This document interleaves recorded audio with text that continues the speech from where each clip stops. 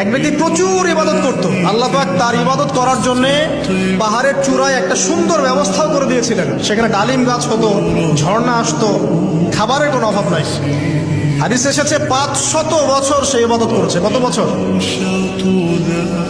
কিয়ামতের মাঠে এই ব্যক্তির অবস্থা এমন হবে, তাকে জান্নাতে প্রবেশ করানোর জন্য নিয়ে যেতে বলা হবে। যাও আমার রহমতে জান্নাতে চলে যাও। আল্লাহ পাক তাকে এই কথাটা বলবেন। কিন্তু এই ব্যক্তি বলবে আমার আমলের কারণে আল্লাহ পাক বলবেন আমার রহমতে জান্নাতে চলে যাও। ব্যক্তি বলবে আমার আমলের কারণে।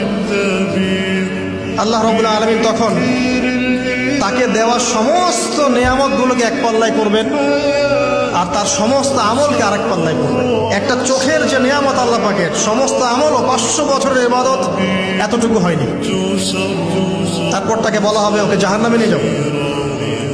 এবার জাহান্নামে যাওয়ার সময় সে বলবে আল্লাহ তোমার রহমতে আমাকে মাফ করে দাও।